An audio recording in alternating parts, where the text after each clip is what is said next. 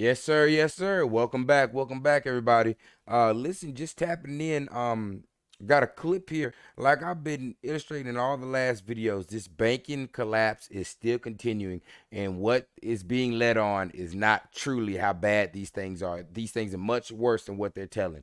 I got the next possible bank to collapse, and is in breaking out. The bank's name is the Western Alliance. This all started with them hiding the amount of withdrawals that they've had from their bank on the earnings.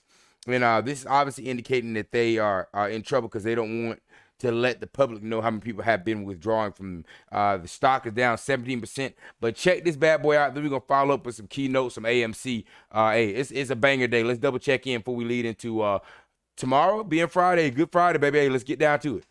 Check this out. Get right to the floor show, and we have our floor show traders Scott Shelley and Teddy Weisberg. Scott, we got to tackle this regional bank trade. Western Alliance have been falling 17% earlier today. You can see the intraday picture here. Then trade was halted, I think, around 1:07 p.m. Eastern, resumed after the regional reported an 11% fall in first quarter deposits. And then you've got this. A bunch of investors had actually piled into regionals in late March, maybe thinking the worst was over. What does after this Silicon guy Valley have Bank on? and Signature Bank collapsed. Is that too dangerous a trade right now? And where else would you go? This is when you get money. After piling into the regional banks, they also went to East Palestine and drank the water. Okay, so you can't trust what they're telling you. So I'm telling you right now that Jamie Dimon summed it up the other day, right, when his investor letter. This isn't over yet, and the problem is, Liz, is that they've gone and tested everything except for this duration problem, right? They've forced all these banks into buying safe haven assets, which would have been bonds, but they got the duration wrong, so they could have short-term demands on long-term cash that they put away, and that's what ultimately did SVB in. And SVB is not going to be the only cockroach. There will be others, and that's the problem. And so when you have the government come out with the Fed, you got the government come out with the Treasury, right, and the FDIC. Why you call them cockroaches? That's a big gun, if you ask me. And they came out that Sunday night and said, we're going to backstop everything. Well, that should have been your first clue, is that they felt like this is going to be something long-lasting and bigger than we thought, because that's a big bazooka. 3 heads coming out and saying the same thing. I'm telling you. They wanted to try to put it to bed. I get that.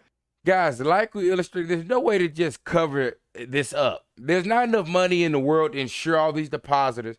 These banks that are falling are massive banks. They're causing bank runs because they basically already told everybody, hey, listen, we're not securing smaller banks. So your mom and pop banks are toast strudel. Everybody's snatching money and moving. Everybody's moving money around. Everybody's moving money around. I'm loading up in the Charles Schwab and Chases. It's like, all right, listen, hey, I ain't about to play around with it. I heard the call. But banks have not recovered. They tried to patch over that Credit Suisse deal with UBS. That's the ugliest looking pickup I've ever seen in my life. They tried to run away in the middle of the negotiations. Come on now, this is horrific. It's horrific. But in doing so, they also raised my questions about, this might be bigger than I thought it was. And I think that that's absolutely correct. So there's going to be lingering problems with this until we get this rate situation put to bed. And it doesn't help that you have the OPEC give us $80 oil now, because that's the reason why we saw the CPI come down, is because of oil. Yeah. If we see oil go up, inflation goes up, and we're back on this rate hike stuff. So again, the Fed's giving you a question. What do you want to die by, a gun or a knife? More bank contagion or more inflation? There is no easy way out. Yes, that is a lovely choice, isn't it? The analogy I've used is 2 loaded guns. There's no way to get out of this. This is how I know the greatest financial reset is coming, and we're getting prepared for that, boys. Setting up banger portfolios, having your right amount of risk in retail stocks, having dividends set up, XRP, gold, silver, XRP, HBAR, Cardano, crypto getting settled up, because there's about to be a reset. There's about a reset of things as we know, especially in the financial sector. Scott lays out the point that the Federal Reserve is still right there and ready to raise rates. I mean, you just had Loretta Mester of the Cleveland Federal Reserve today saying, no, rates have to go above, or should go above, 5%. So that would mean more rate hikes, even though the Fed funds futures are now are now basically betting on a pause, more so than a 0.25% move. And with Loretta Mester saying got to be above 5% and stay there, Market's not exactly listening because you start to see the 10-year yield falling and all the other yields falling, and they seem to want to take some bets, at least in some areas of the market. Teddy? Yes. Teddy, Oh, sorry. what are you doing, Teddy? I think I'm sorry. Teddy just looking at Teddy like, well, I like listen, that the hair. Fed has been quite clear in their message. Last year was very, very difficult because they raised rates so hard and so fast. But the trend is still up. Listen, they're doing everything they can to engineer a weakness in the economy or, in fact, a recession. It's all quite counterintuitive, quite frankly, and they're not going to be happy till they get us there. And for the most part, when we've got negative economic news, it's been a positive for the market. The fact today that the market's kind of wishy-washy on some relatively negative economic news, it's a little strange because you have to wonder, when is bad news good news for the market? And Probably some hedge funds up in there toasted up in here, bad bets. It's quite confusing. That could be a cause too. We've talked about this endlessly, but these markets are so difficult. You get 2 or 3 good days. The tech's acted great for a AMC couple moving of days. inverse of the Today market they now. fall off. All of a sudden, people want defensive names like Big Pharma, perhaps the insurance stocks and some of the energy stocks.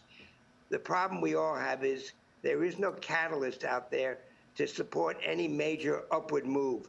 The good news is we haven't fallen out of bed, but the bad news is we just continue to trade sideways. Well, when you look at some of the winners here, you've got Walmart that is doing semi-decently here, up about 1.7%. Amgen, Merck, you talked about the big pharma names that aren't bad. United Health Group. We already mentioned J&J, Verizon, up 1%. Scott, what are your picks? Because you could go with, say, for example, the utilities or the ones that give some real dividend yield while you wait for things to calm down. Well, I'll give you an easy one, is that you can take some short-term cash at 4% for a little while here, and that's, you're going to take yourself out of the market and buy bonds. I mean, that's what we did with our money. I run our family office at home. But another one is that, just because I'm a big guy wearing a cow jacket, I'm always worried about food. I'm always worried about food, aren't I, Liz? So I've been looking at like Mondelez and Tyson because, getting over the avian bird flu and Mondelez, I think that if you look at them on a chart, they've both done okay. That Mondelez, Tyson may be looking to break out. Mondelez has been steady going forward. So I like food. I also like food tech, which would be kind of fertilizers and the likes like that. So stay in that food and fertilizer area because that's going to be the way forward. You've got a lot of people still talking about food shortage. I think I'll be over. Remember, in we just saw the OPEC did the fuel. Tesla, the other problem we have is food. AI. If we have some sort of hot and dry summer this year, that could be another double whammy for the Fed. Teddy, energy at all is piquing your interest, or is that too dangerous? We know that OPEC has said that it is going to cut production pretty dramatically. Monday was pretty messy when it came to energy, at least if you're thrilled about higher prices if you make that investment, but if you're having to pay it, not so much. Well, no, I think you just have to keep exposure to energy, Liz. Do you buy it here or do you wait for some kind of pullback? But the fact is, fossil fuels aren't going away. We need plenty of energy, and the political arena in terms of the energy sector in this country has been derailed since Biden took office. Unfortunately, he could fix inflation, in my opinion, and he could fix the energy problem with a stroke of a pen. But for whatever reasons, they refuse to do it. So I would want to stay long. I would want to stay long energy. But at the end of the day, and Scott kind of alluded to this, at the end of the day, the Fed has actually done savers and people that don't want risk a huge favor. Yep, true. Because short-term rates are terrific. We've talked about it. 4%, 4.5%, almost 5%, 3 months treasuries, 6 months treasuries. Why assume risk in an uncertain time when you don't have to and you can get paid while you wait? Well, to me, it's the perfect trade. And that goes back to what Scott Shelley just said about the Get family yourself office investment to just hold Get out there. yourself smoked out in them 4% treasury bonds yields. if you're too nervous. I just do want to note Get yourself Valero smoked out and here. Marathon Petroleum are the two best performers right now on the S&P. That should tell you something about energy. Ted, better Scott, stuff great to that have you thing both. in Thank you so Elon much, Musk's guys. hands. All right, boys. Hey, let's double tap in, guys. Just want to cover a couple things here.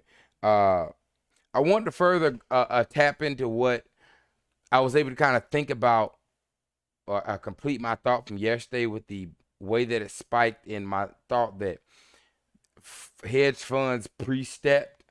And I'm going to tell you exactly why, but we're going to go over some coverage things here. One, I wanted y'all to notice the arbitrage trading with AMC and APE. So APE, of course, has been getting smoldered all day. Immediately following the news that the court case was being denied, not denied, but being halted until back to the 27th. That goes down. AMC, of course, spikes up the same time. It has been running up 20% on the day, currently down 1.84%, so about 18% total on the day so far, and obviously way more to come. But what occurred with this big drop down here, these funds were so sure when they came to that settlement, they dropped the AMC shares that they had long that they were using to trade with, because they're like, all right, boom, you can cash over to APE. They switched over, snatched up APE because that was what they were going to use to convert. That's what they did in this moment here. And then what you're seeing over here is now them being even less on the shares available, which is why we're still sitting up here at 0 shares available. Cost to borrow, I think it's like 800%. It was at 1,000% yesterday. Yeah, 1,000% yesterday, 800% today. They have even more smoldered themselves, right? Because they dropped even the few shares they did have to kind of suppress and play this back and forth ping pong game with. They dropped those shares early, got caught up in the middle because that news came out of nowhere like a left hook and jabbed them up. Now they're even further out of shares. I'm telling you, that's what occurred. And you can tell by the trading pattern. But they can't buy back in because buying back in is going to further rocket this. This thing, it wanted to leave the day. Immediately after, we've almost came back and recovered all that loss. Oh, no. Hey, guys, these guys are toaster strudel. AMC cost to borrow. Here we are right here. Cost to borrow max is still at 1,000. Cost to borrow average is 898%. Short interest at 25.1%. Hey, gentlemen, we've got a squeezer on our hands. I'm just telling you. This right here, we already knew they couldn't last another. That's why I won't say his name. We'll just call him AA. Had to scuffle back behind and try to settle that case. Oh yeah, you're right. But I was like, in all honesty, if I had the money, I'd do a class action lawsuit too. Because like I said, he just literally admitted. When you settle on this, like you walk in Walmart slipping on some water and bust your back up. Walmart's going to settle with you because what occurred shouldn't have happened. You were right, and instead of fighting out and losing more money, they'll just go ahead and cut you the check. They cut the check on $100 million deal. Literally, in the case was that APE was a fraudulent thing, just derailing shareholders of their money. You settled on that. So you just admitted that's what you did. I mean, that's shoe-in class action. But like I said, ain't nobody trying to time and all that. But like I said, that's an easy case. And two, we got to squeeze down on our hands. Like I said, we can tell by the price movement, guys. This thing is ready to move forward. Like I said, we got a short weekend, so tomorrow there won't be any trading. But oh my God, I would not want to be a short right now. I just imagine what that weekend is gonna be for them. I'm kicking back some brews. They're gonna be in there. SpongeBob with all the SpongeBob running around in his head, everything on fire scene. It's on fire. It's on fire. Hey, I'm telling you. Hey, boys, listen. Hey, I'm glad y'all have joined me for another video. Hey, I love all the support, guys. Get ready. We've got other moves. I'm already loading up my cash to get ready to purchase in the GTI. I'm liking another swing being Mullen. And like I said, I'm looking at plays that are also not only, I'm not going into just a company like AMC again after we get cashed out from this. I'm going to something that there is a chance that if need be, we can long-term hodl. It's kind of like, all right, hey, that's slow growing in the account. GTI, there's a dividend. You've got to have it purchased by the 15th to get the dividend. That's what's luring me in right now. So like I said, it's coming down towards about $1.30. I'm trying to see if I can get it down to and catch somewhere around $1. Maximize the amount and ride that thing through, because like I said, that dividend should expose the amount of shares, because obviously there'll be an issuance of dividend. So there, and I like how the CEO is working to attack short sellers. There's a problem over there. He's working with, you know, this should have been over 2 years ago, year and a half. But obviously we're battling. We beat them. Then the CEO come behind you, punch you in the back. But like I said, they got caught up in stankled in the debacle. You played in the debacle, and now you squawkled. But hey boys, love y'all stopping through. Till next week. Probably will drop something over the weekend. I think I'm gonna drop some reaction videos, some funny stuff, just so we can get some laughs off. Hey, feel free to stop by the reaction videos tab. I'd love to see you there. Build that up as well on the It's So Mama channel. And I love y'all boys. A retail army. Hey, y'all are making a dream come true. And like I said, I love doing this with, you know, people I can talk with. Love the comments, love the conversation. Hey, let's keep it up, baby. Y'all stay up. Get ready for some money.